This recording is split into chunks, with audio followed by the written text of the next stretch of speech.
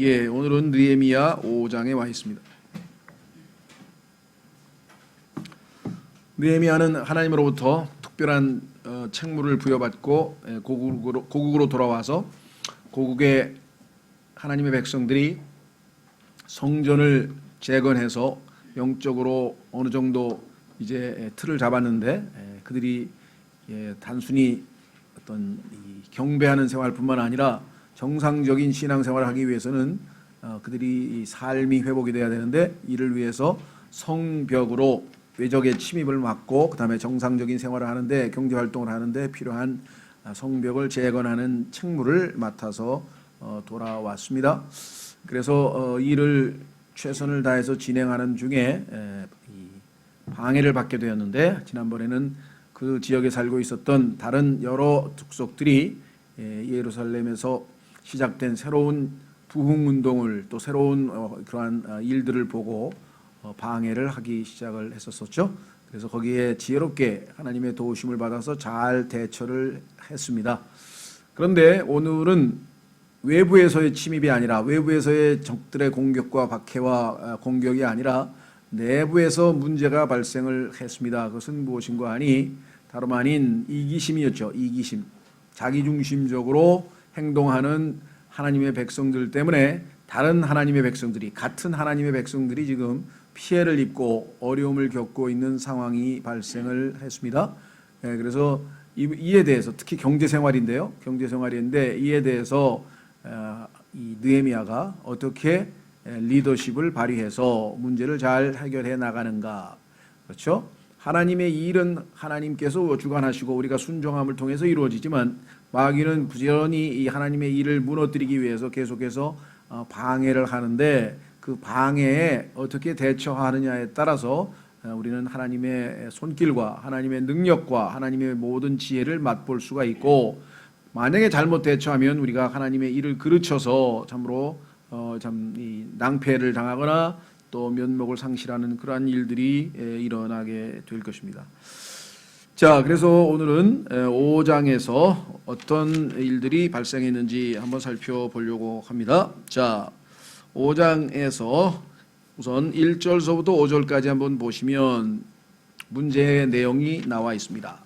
1절서부터 보겠습니다. 백성과 그들의 아내들이 자기들의 형제 유대인들을 향해 크게 부르짖었으니, 대적이 아니고 같은 형제들인데, 유대 백성들인데 형제들을 향해서 부르짖는 이유가 무엇이었을까? 그것은 바로 가난 때문이었습니다. 2절, 이는 몇 사람이 말하기를 우리와 우리 아들 딸들이 많은즉 우리가 그들을 위하여 곡식을 취해 먹고 살아야겠다 하였기 때문이더라. 자, 여기 보시면 곡식을 취해만 이렇게 읽어가지고서는 곡식을 취한다는 얘기는 뉘앙스가 얼핏 쉽게 들어오진 않는데, 여기서 취한다는 얘기는 자기 게 아닌데 남의 것을 취하는 거니까 일종의 도둑질한다는 뉘앙스가 숨겨져 있는 것입니다. 왜냐하면 지금 먹을 게 없어가지고, 그렇죠? 예, 그러니까 돈은 없는데 음식은 필요하고, 그래서 할 수 없이 남의 것을 취했다는 얘기는 다른 것을 빼앗는다는 뉘앙스가 있죠. 예, 그래서 먹고 살아야 되겠다, 이렇게 울부짖고 있었습니다.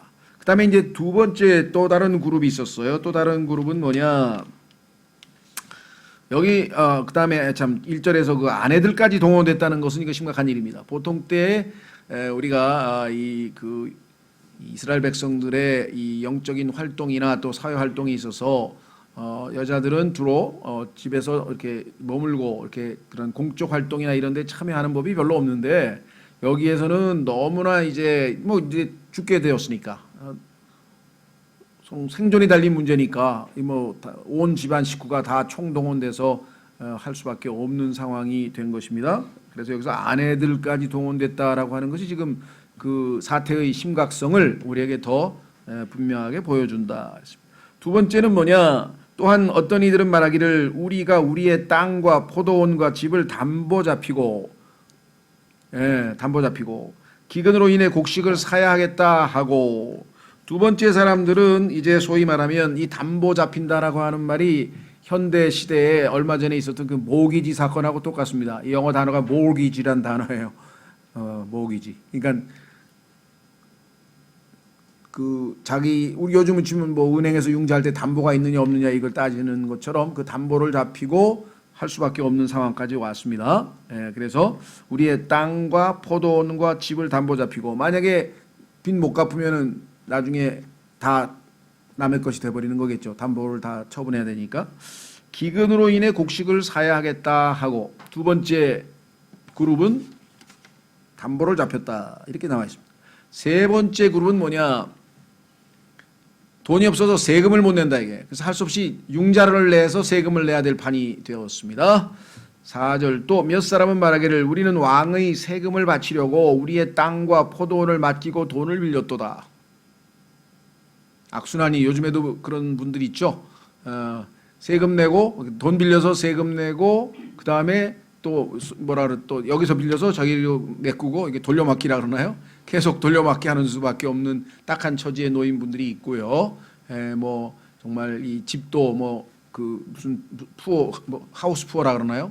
집은 있는데 그 집에 들어가는 비용 때문에 그렇죠? 돈을 너무 많이 빌려가지고 집을 샀으니까 월급 받으면은 그 이자 다 나가고 원금 갖고 뭐 하고 하면은 이제 정말 아주 극빈층으로 겨우 목숨만 살아남을 수밖에 없는 집은 버듯하게 아파트에 사는데 먹고 살기는 어려운 그런 상황이 됩니다.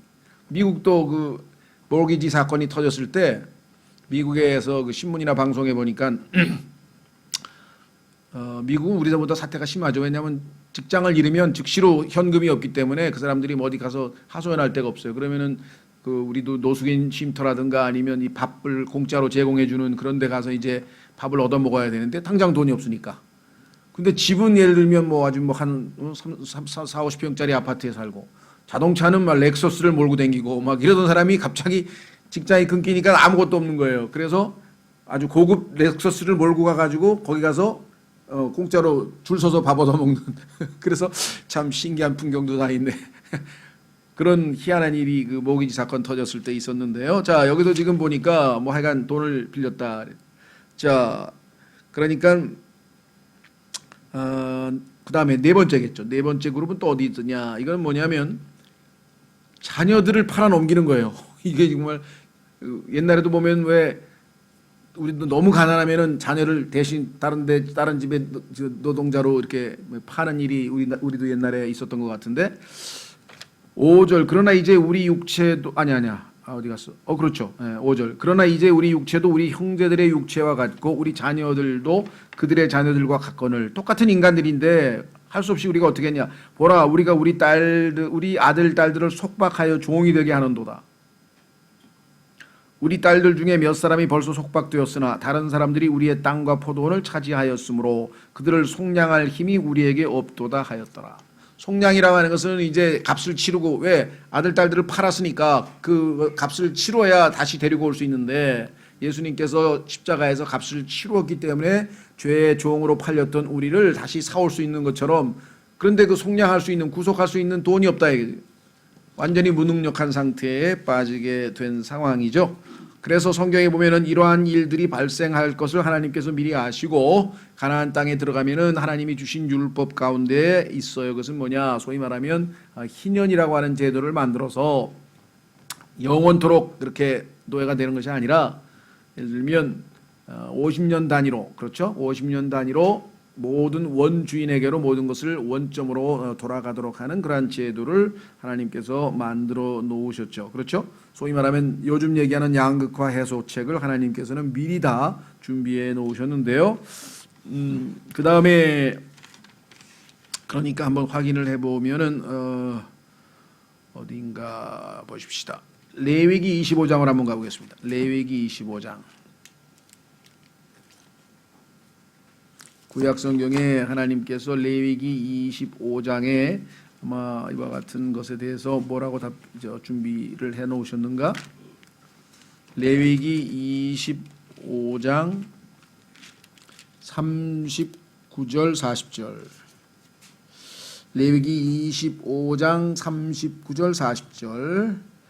내 옆에 거하는 내 형제가 가난하게 되어 내게 팔리거든. 지금 이제 아들 딸들이 팔렸죠. 너는 그를 강제하여 노예처럼 섬기게 하지 말고 다만 품꾼이나 머무는 자같이 너와 함께 있게 하며 희년까지 너를 섬기게 할지니라. 희년이 되면 다시 풀어주라 이 말이죠. 그때 그와 또 너와 함께한 그의 자녀들이 너를 떠나 자기의 가족에게 돌아가되 곧 그가 자기 조상들의 소유로 돌아가리라.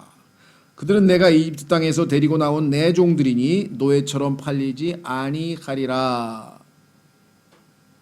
너는 그를 엄하게 다스리지 말고 오직 내 하나님을 두려워할지니라. 그러니까 하나님을 두려워하지 않는 자들은 하나님께서 명하신 이 말씀대로 안 하겠죠. 그래서 형제를 노예처럼 심하게 부려먹겠죠. 자, 그뿐만 아니라 신명기 23장으로 가면 이자도 받지 말라 그랬어요. 신명기 23장에 가면은 다른 이교도들에게는 이자 받아도 되는데 형제들에게는 이자를 받지 말라 이렇게 얘기를 했습니다. 신명기 23장 19절, 신명기 23장 19절. 너는 내 형제에게 꾸어주고 이자를 받지 말지니 곧 돈의 이자나 음식물의 이자나 이자를 받으려고 꾸어준 어떤 것의 이자도 받지 말지어다. 너는 타국인에게 꾸어주고 이자를 받아도 되려니와 내 형제에게는 꾸어주고 이자를 받지 말지니라. 그러니까 이스라엘 민족끼리는 이자를 받지 말라 이 말이죠. 그리하면 주 내 하나님께서 내가 가서 소유할 땅에서 내가 손을 대는 모든 일에서 내게 복을 주시리라.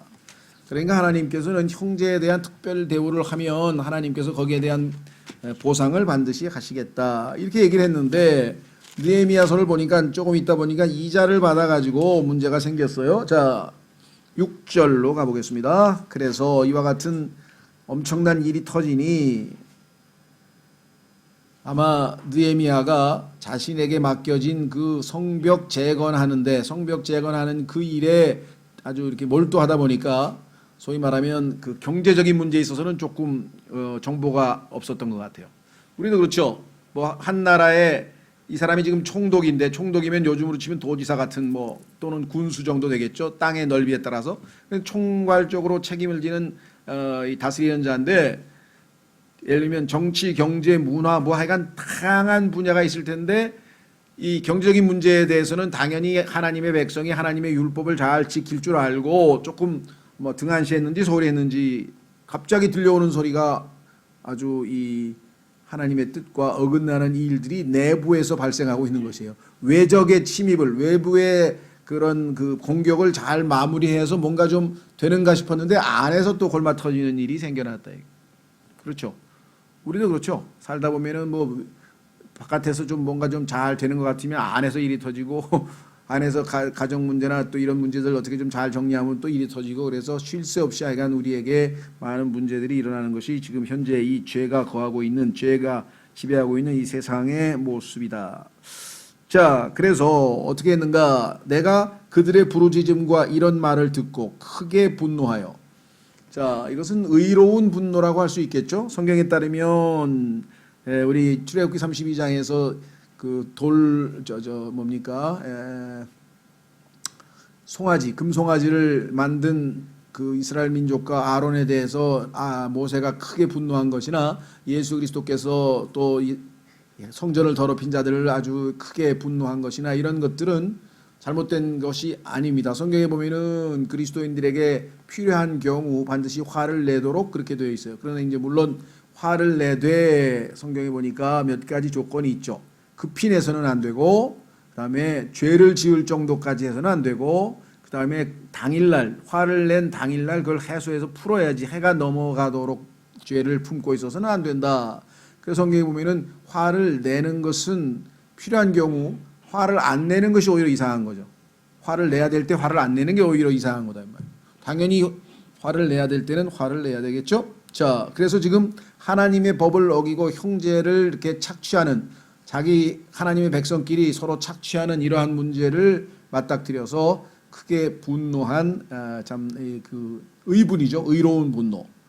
그때 자 어떻게 했는가 보십시오. 자, 올바른 의분인데 이때 어떻게 대처했는가? 이게 지금 리더로서의 느헤미야의 아주 이 본이 되는 모범적인 모습인데요. 그때 스스로 깊이 생각하고 흥분해서 그냥 막 뭐 어떤 놈이냐 하고 뭐 막 이런 식으로 하는 게 아니라 깊이 생각을 한 겁니다. 이거를 어떻게 처리할 것인가. 이 깊이 생각했다고 하는 얘기는 사실은요 어떤 의미에서 보면은 성경적으로 비교해서 풀어보면은 이게 기도하는 것과 맞닿아 있어요. 자, 한번 확인해 보겠습니다. 전도서 7장.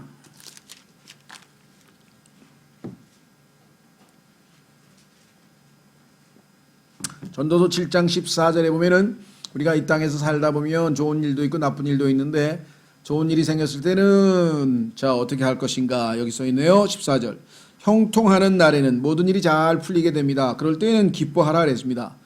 그렇죠? 예. 그 다음에 역경을 당하는 날에는 뭔가 어려운 일이 발생하고 힘든 일이 발생하면 깊이 생각하라. 자, 그러면 이 깊이 생각한다, 기뻐한다. 이게 이제 구약에서의 이 말씀인데 신약에 와서는 어떻게 이것이 해석되어 있는지 한번 확인해 보겠습니다. 야고보서로 가게 되면은 깊이 생각한다는 것은 결국은 기도한다는 뜻으로 성경에 해석이 되어 있어요. 내 생각을 짜내 가지고 어떻게 하면 될까 하고 요리조리 머리를 굴린다는 뜻이 아니고 그래 해봐야 뭐 답이 나오질 않을 거니까요. 자, 야고보서 5장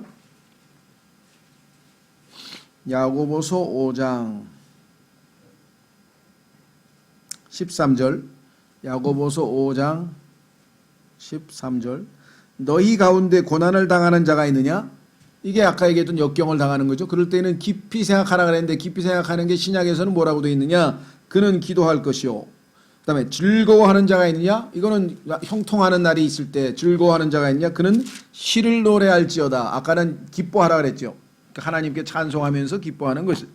자, 그래서 우리는 다시 돌아와서 깊이 생각했다 얘기는 단순히 그냥 야 예레미야가 이제 작전을 짰나 보다 뭐 이런 것보다는 하나님께 기도하고 지혜를 구했겠죠. 느헤미야 5장 7절. 그때 스스로 깊이 생각하고 귀족들과 치리자들을 꾸짖으며 그들에게 이르되 너희가 각각 자기 형제들에게서 이자를 취하는도다. 아까 이자 취하지 말라라고 분명히 얘기했는데 하고 그러니까 이자의 이자 막 이렇게 늘어나가지고 결국은 돈 다 떨어져서 이제 음식 살 돈도 없었고 그렇죠? 그런 상황이 발생한 것을 파악을 한 거예요. 사태 파악을. 그래서 고리 대금을 했구나 이놈들아 이렇게 얘기한 거죠. 친자들 꾸짖으며 그들에게 이르되 너희가 각각 자기 형제들에게서 이자를 취하는도다 하고 그들을 대적하기 위한 큰 집회를 열어. 그래서 회중들을 다 모았어요.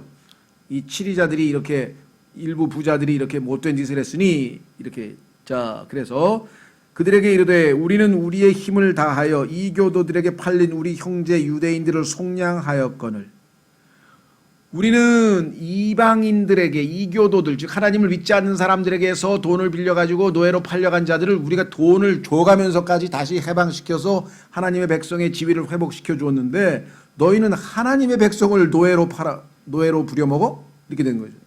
여기 나와 있죠. 너희는 심지어 너희 형제를 팔고자 하느냐 혹은 그들을 우리에게 팔아야 하겠느냐 하매 그때 그들이 잠잠하여 대답할 것을 찾지 못하기에. 참으로 권위 있게 또 더더군다나 총독이니까 최고 지도자가 여기에 대해서 단호한 입장을 취했죠. 미적미적거리지 않고 그렇죠. 우리나라는 보면은 뭐 어떨 때는 부자들 눈치 봐가지고 적당하게 넘어가려고 그러고 또 권력자들 눈치 봐가지고 그냥 죄도 묻지 않고 어떻게 얼버무려서 넘어가려고 해서 누구 말 맞다나 뭐 아무리 죄를 져도 다 집행유예로 하여간 다 풀려나갔다. 그래서 유전무죄 뭐 무전유죄 뭐 이런 말까지 생겨나고 그랬죠. 자, 그런데 느헤미야는 단호하게 해야 될 일을 지금 하고 있는 모습을 우리가 확인해 볼 수가 있습니다. 자, 그래서 꾸짖는 것을 어떻게 꾸짖느냐. 그래서 단호하게 판결을 내렸더니 자, 이렇게 얘기했습니다. 그때 그들이 잠잠하여 대답할 것을 찾지 못하기에. 얼마나 논리정연하게 딱 부러지게 얘기했으면 더 이상 대답을 못했죠. 내가 또 이르되 너희가 행하는 바가 좋지 못하도다. 얼마나 단호합니까? 너희 지금 잘못하고 있어. 우리의 원수 이교도들이 모욕함으로. 야, 쟤네들 봐라. 자기들의 율법에 자신들이 믿는 하나님의 율법에 이 유대인들끼리 서로 이자 받지 말고 그렇게 대해주라고 그렇게 써 있었는데 지들끼리 서로 저렇게 부려먹고 팔아먹고 야 하면서 조롱했을 거 아니에요. 그러니까 원수 이교도들이 모욕함으로 너희가 마땅히 우리 하나님을 두려워하며 걸어야 하지 아니하겠느냐. 그러니까 빨리 우리가 바로 잡아서 하나님을 두려워하고 있다는 모습을 사람들에게 보여주자. 이렇게 얘기했어요. 자, 한번 보겠습니다. 창세기에도 비슷한 일이 벌어졌는데요. 창세기 19장. 창세기 19장에 가면은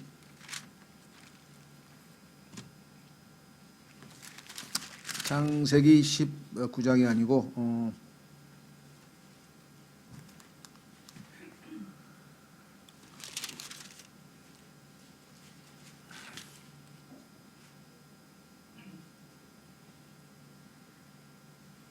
10몇 장인가 잠깐만요.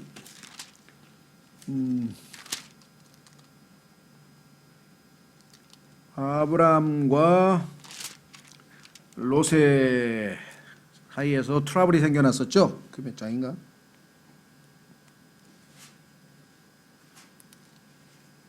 예, 우선 나중에 찾고 그 스토리를 우리가 확인하면 될 것 같아요. 자, 아브람과 롯이 함께 거하다 보니 가축수가 너무 많아져서 이제 목자들끼리 서로 다툼이 벌어졌습니다. 왜냐하면 그 목초지는 한정돼 있고 가축은 많으니까 서로 그 가축의 이 풀을 먹이려고 하다 보니까 싸움이 벌어졌죠. 예. 그때 아브라함이 롯에게 얘기하면서 네가 먼저 선택지를 정하고 우리가 갈라서자. 그때 아브라함은 다시 말하면 너와 나와 하나님 앞에서 형제인데 우리 둘의 이와 같이 싸우는 모습이 주변에 있는 이방 이교도들에게 얼마나 덕이 안 되고 하나님에게 모욕하는 기회를 주지 않겠느냐. 그렇죠. 그리스도인들끼리도 마찬가지입니다. 그리스도인들끼리도 만약에 다툼이 벌어졌다든가 어떤 이권 다툼을 벌이게 되면 세상 사람들이 보기에 똑같이 좀 모욕거리를 주는 거 아니에요. 그래서 지금 이 느헤미야 5장에서 그와 같은 얘기를 하는 거예요. 이교도들이 모욕함으로 어떻게 이렇게 하나님을 모욕하도록 허락하느냐. 너희가 마땅히 우리 하나님을 두려워하며 걸어야 하지 아니하겠느냐라고 얘기를 한 것이죠. 나와 내 형제들과 내 종들도 마찬가지로 돈과 곡식을 그들에게서 취할 수 있노라. 우리도 얼마든지 돈 빌려주고 이자놀이 할 수 있지만 우리는 안 한다 이거예요. 청하건대 우리가 이자 받는 이 일을 그만두자. 다시 말하면 하나님의 말씀에 따라 우리가 순종하자 이렇게 되겠죠. 청하건대 이날에 그들의 땅과 포도원과 올리브밭과 집과 또 너희가 그들에게서 취하는 돈이나 곡식이나 포도즙이나 기름의 100분의 1을 그들에게 돌려보내라 하였더니, 그래서 지금까지 그들에게 착취한 모든 것을 다 원점으로 돌려보내라 이렇게 얘기를 했어요. 여러분들 삭개오가 예수님을 만난 다음에 자기가 취했던 정말 더 많이 원래 정해져 있던 것보다 더 많이 받았던 세금이나 이런 것들 다 4배로 쳐서 다 돌려줬다라고 성경에 보면 나오죠. 하나님을 만나면 사람들이 이와 같이 이런 문제에 있어서 훨씬 더 관대해지고 이 돈 문제에서 집착하거나 이런 데서 벗어날 수 있습니다. 그래서 이들도 지금 평상시면은 할 수 없었던 일을 했어요. 다 돌려줬대, 다 돌려줬다. 보세요. 12절 그때 그들이 이르기를 우리가 그것들을 돌려보내고 그들에게서 아무것도 요구하지 아니하리이다. 이렇게 우리가 당신이 말한 대로 하리이다 하기에 그때 내가 제사장들을 불러 그들이 이 약속대로 행하겠다는 맹세를 하게 하고 그래서 이들에게 정말 우리도 그렇죠. 헌신기도 오늘 하나님의 말씀을 듣고 여러분의 마음에 정말 하나님 앞에 올바르고 반응할 사람들은 기도하십시오. 이렇게 하면은 각자 하나님 말씀 듣고 오늘 정말 말씀을 따라 내가 회개할 것을 회개하겠습니다. 이런 것처럼 이들도 지금 그와 같은 회개의 기도를 할 기회를 받은 거죠. 그래서 맹세까지 하겠어요. 그렇죠? 예, 그뿐만 아니라 맹세만 하게 한 게 아니라 어떻게 했는가? 경고를 했어요. 죄를 짓는 사람은요, 그렇죠? 언제든 또 다시 지금은 권위 있는 리더의 단호한 그 결단과 하나님의 말씀의 권위에 입각해서 두려워서 일단은 순간은 넘어갔는지 모르지만 그 다음에 얼마 있다가 또 이런 짓을 할지 어떻게 알겠냐 이거죠. 그렇죠. 그래서 그는 하나님의 말씀으로 경고를 합니다. 어떤 경고를 했나 보십시오. 참 이게 소위 요즘 얘기하는 뭐라 그러나요? 시청각 교육인데요. 그냥 말로만 한 게 아니라 본을 보여줬어요. 이렇게 시범을 보여줬어요. 성경에 보면 이런 게 자주 나와요. 하나님께서 사용하신 여러 가지 교육 방법 중에 이렇게 본을 직접 보여주는 거예요. 어떻게 보여줬느냐? 13절. 또 내가 내 무릎을 흔들며 이르기를 이 약속을 행하지 아니하는 모든 자는 하나님이 또한 이와 같이 그의 집과 그의 일에서 그를 흔들어 버릴 것이요. 다리를 막 후들후들하면서 너희 다 하나님께서 너희를 이렇게 만들어 버릴 것이다. 이렇게 성경에 보면요, 무릎이 후들후들하다가 그 정말 하나님 앞에 두려워서 아주 기절할 정도로 돼버린 사람이 성경에 그 벨샤살인가 왕이 하나 있었죠.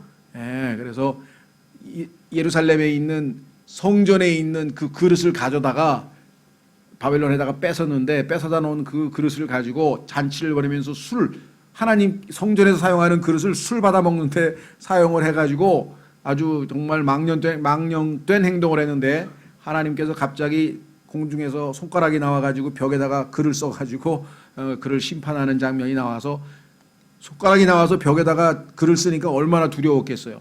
순간적으로 막 자기가 지금 하나님께 예배드릴 때 사용하는 그릇을 갖다가 술 파티 하는 데다가 썼으니까 갑자기 두려움이 생겨가지고 허리가 풀리면서 다리가 후들후들 했다라고 성경에서 있는데, 지금 그런 모습을 시청각으로 보여주는 것이에요. 너희들도 이렇게 흔들흔들해가지고 다 뽑힌다. 그가 이와 같이 흔들려 버림을 받고 빈손이 되리로다 하며 온 백성이 어떻게 했어요? 아멘 하고 긍정적인 반응이 나왔어요. 자, 이렇게 하나님의 말씀에 잘 반응하면 얼마나 좋겠어요. 그렇죠? 미리 반응했으면 좋은데 나중에, 그래도 나중에라도 하나님의 경고의 말씀을 듣고 그나마 이렇게 반응한 거는 정말 그나마 영적으로 지금 성전도 재건되고 그 바벨론에서 돌아온 지 얼마 안 돼서 영적으로 아직은 덜 실족하고 덜 타락한 상태예요. 그런데 마음이 아주 강팍하고 완악하게 점점 굳어지면은 뭐 하나님의 말씀에 전혀 반응도 안 하고, 심지어는 그런 하나님의 말씀을 한 자를 잡아다가 막 감옥에 집어넣고 하는 일도 구약에 보면 자주 등장한다는 것이죠. 그렇죠? 예.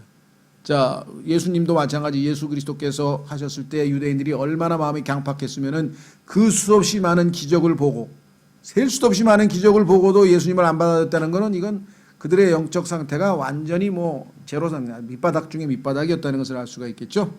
자, 그가 이와 같이 흔들려 버림을 받고 빈손이 되리로다 하며 온 회중이 아멘 하고 주를 찬양하며 백성이 이 약속대로 행하였더라. 참으로 리더로서 사태 수습을 깔끔하게, 요즘 표현으로 아주 깔끔하게 잘 했습니다. 그리고 이제 자기가 본이 되는 삶을 살았다는 사실을 보여줍니다. 내가 너희에게 요구만 하면, 그리고 나는 예외적으로 나는 따로 놀고, 그러면 정말 너희가 내 말을, 하나님의 말씀을 거부할 어떤 이 명분이라도 있겠지만, 내가 앞장서서 그와 같이 본을 보이지 않았느냐. 정말 이런 리더가 우리나라에 있다면 얼마나 좋겠습니까? 그렇죠?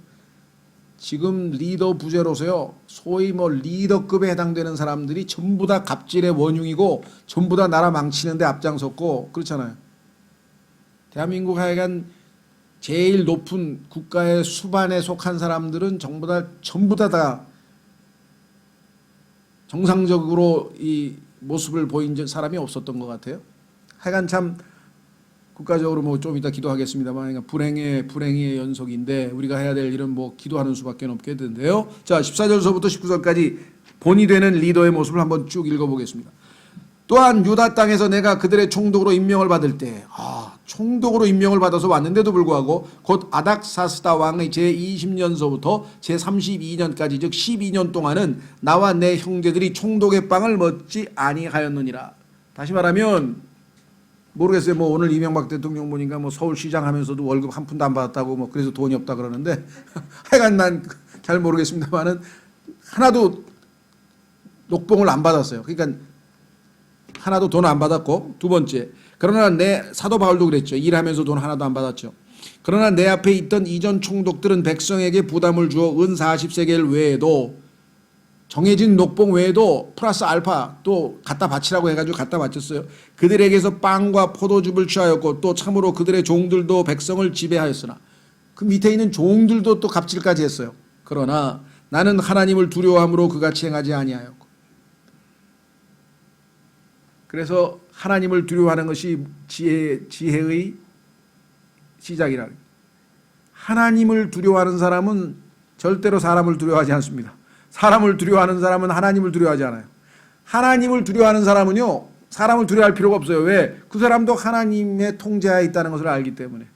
그래서 죽으면 죽으리라 하고 각오할 수 있는 거죠. 자, 그래서 나는 하나님을 두려워하기 때문에 이런 짓을 안 했다.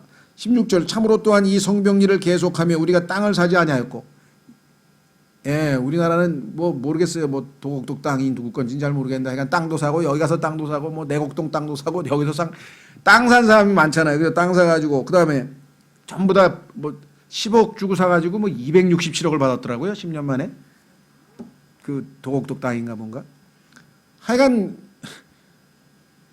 신기해요. 성경에 보면은 하나님께서 이 세상에 있는 모든 물건들은 사고 팔되 땅은 내 것이니 너희는 사고 팔지 말라. 땅은 사고 팔지 말라라고 성경에 분명하게 나와 있는데 아니하였고 내 모든 종들도 거기로 모여 그 일을 하였느니라. 자기 집에 있는 가솔들을 다 동원해서 국가 일을 하는데 다 일시켰어요. 우리나라는 반대죠. 예, 저 국가에서 지금 공적인 일을 하고 있는 애를 데려다가 사적으로 부려먹잖아요. 우리나라 군대 장성들이 그런 짓 하다가 다 지금 또 들통났잖아요. 예. 사모님 어디 뭐 백화점 가는데 군대에서 막 운전병이 가가지고 막 장군 사모님 모시고 막 백화점 데리고 가야 되고 뭐 이런 일들이 우리나라에서 아주 질비하게 벌어졌는데 느헤미야 같은 리더가 있으면 얼마나 좋겠어요. 그렇죠? 국가에. 어떻게 했는가? 자기 종들을 다 보내가지고 공적인 일에 동원했어요. 그 다음에 또 내 상에는 유대인들과 치리자중 중에서 150명이 있었고 그 외에도 우리 주변의 이교도들 가운데서 떠나 우리에게로 나온 자들이 있었으므로 이제 사람들이 날마다 나를 위해 소 한 마리와 좋은 양 6마리를 예비하며 날짐승도 나를 위해 예비하고 열흘에 한 번씩은 각종 포도즙을 준비하였더라. 그러나 이 모든 것을 위해 내가 총독의 빵을 요구하지 아니하였으니 이는 이 백성에게 임한 속박이 심하였기 때문이다. 주변에 있는 모든 사람들을 자기의 사비를 들여서 다 식사를 제공해서 그들로 하여금 하나님의 일을 하는데 아무런 지장 없게끔 다 했다. 이와 같이 자신을 희생하는 지도자가 있다면 뭐 우리나라의 앞날이 조금이라도 밝을지 모르겠습니다만은 지금은 뭐 전혀 정말 우리의 현실과는 너무나 거리가 먼 현실 같아요. 자, 그래서 결국은 19절 이게 느헤미야에게 마지막 최후의 보루예요. 느헤미야는 하나님을 두려워하고 하나님 앞에서 사는 사람이기 때문에 이 땅에서의 사람들로부터 오는 모든 보상과 이러한 것들에 대해서 얼마든지 그렇죠? 내려놓고 나중에 하나님으로부터 내가 보상을 받으면 된다. 이게 믿음이죠. 그 여기 써 있잖아요. 내 하나님이여 내가 이 백성을 위해 행한 모든 것에 따라 나를 생각하시고 복을 주시옵소서. 하나님께서 나를 복을 주시면 그걸로 됐습니다. 그렇죠? 그러니까 하나님에 대한 신뢰가 있지 않고서는 이런 일들을 행할 수가 없는 것이겠죠. 그렇죠? 예. 자, 그래서 우리는 오늘 이 말씀을 통해서 하나님의 일을 하는 데 있어서는 외적인 공격뿐만 아니라 내부에서의 문제가 늘 있다. 교회 생활도 마찬가지입니다. 외부에서의 문제도 있지만 안에서 일어나는 문제가 더 심각하죠. 네, 그 중에서 오늘은 극단적인 이기심이잖아요. 자기중심적으로 여기 보세요. 하나님의 말씀을 어기고 고리를 해서 자기 형제가 지금 다 이자 갚다가 결국은 이제 돈이 없어서 먹을 게 없고 어떤 사람은 세금 낼 돈이 없으니까 담보 잡혀서 세금 내야 되고 뭐 아들 딸들 다 노예로 팔고 뭐 이 지경이 되도록 계속해서 이 소위 착취하는 자들은 더 계속해서 자기들의 이속만 챙기는 그와 같은 일이 하나님의 백성 가운데서 벌어지게 되었다라고 성경에서 분명하게 얘기해요. 고린도 교회도 마찬가지예요. 와서 집에서 먹고 오면 되는데 교회에 아주 잔뜩 최고급 도시락 싸가지고 와가지고 실컷 부자들끼리 자기들끼리만 다 먹고 그래서 이 교회 안에서 문제가 발생해서 고린도전서 11장에 보면은 그런 식사 문제에 대한 언급이 나오죠. 그렇죠? 네, 그래서 정말 이 실질적인 문제입니다. 실질적인 문제인데 그래서 우리는 내부의 적 그것은 바로 이기심이었다. 성경에 보니까 자기 자신을 예수님께서 내가 이 땅에서 여기에 이 세상에 온 것은 섬김을 받으러 오는 것이 아니라 섬기러 왔다 그랬잖아요. 다른 사람을 위해서 자신을 희생하라 그랬는데 다른 사람을 희생시켜서 자기의 이속을 챙기려고 하는 자들로 인한 이 내부 문제를 하나님의 말씀의 권위로 단호하게 바로 잡은 느헤미야의 리더십, 그리고 이와 같이 권위 있게 하나님의 말씀을 선포했을 때 백성들도 참 바로 잡혔다. 참으로 우리에게는 본이 되는 아주 귀한 사역의 모습이고요. 거기다가 우리가 플러스 알파로 이 리더가 본을 보였다. 그렇죠. 본을 보이면 자동으로 따라오잖아요. 자기는 그 옆으로 기어댕기는 개가 자기는 계속 옆으로 기면서 자기 새끼들한테는 야 이놈아 똑바로 걷지 못해 라고 얘기를 해서 참 우스갯소리를 합니다마는, 그게 지금 이 시대의 교육이 먹히지 않고 이 시대의 가정교육이 먹히지 않고 이 시대의 국가 권위가 제대로 서지 않는 이유는 본을 보여야 될 거 아니에요. 그렇죠. 윗사람이 본을 보여야 돼요. 윗물이 맑아야 아랫물이 맑다 그랬더니 어떤 사람이 윗물이 맑기는 글렀어요. 그럼 어떻게 해야 되냐. 윗물은 더러워도 우리만 깨끗하자 근데 윗물이 더러운데 어떻게 아랫물이. 그렇죠. 그래서 참 어느 정도 일리가 있는 말이 문제 아는 없고 문제 부모만 있을 뿐이다. 문제아가 왜 생겼을까요? 문제 부모를 보고 자랐으니까 문제아가 된 거지. 느헤미야 같은 리더가 있는 곳에서 자랐으면은 아이들도 다 아주 의로운 그러한 훌륭한 자녀가 되지 않았겠냐. 그런 면에서 봤을 때 국가 지도자뿐만 아니라 가정에서도 그렇고 자기가 속해 있는 어디에서도 우리가 그와 같은 본이 되는 모습을 보였으면 좋겠다. 다 저를 포함해서 특히 교회 리더십을 형성하고 있는 사람들이 부끄러워야 되고 또 이 본으로 삼아야 될 귀한 말씀인 것 같습니다. 그래서 이제 다음 시간에는 또 다른 음모, 이제는 리더, 이와 같이 정말 본이 되는 훌륭한 리더를 치면 그 조직이 무너지지 않겠는가. 그래가지고 이제 느헤미야를 음모로 무너뜨리고자 하는 또 음모가 다음 6장에서 또 전개가 되는 모습을 우리가 보게 됩니다. 이 시간에 오늘 주신 말씀을 따라 주님 정말 교회 안에서의 내부의 적이 없도록 정말 우리가 스스로 지체들을 서로 사랑하고 섬기고 희생하며 이기적인 그리스도인이 아니라 서로를 섬기는 그러한 그리스도인이 되어서 하나님께 영광 돌리는 그러한 지역 우리 교회가 될 수 있도록 잠깐 먼저 기도하겠습니다.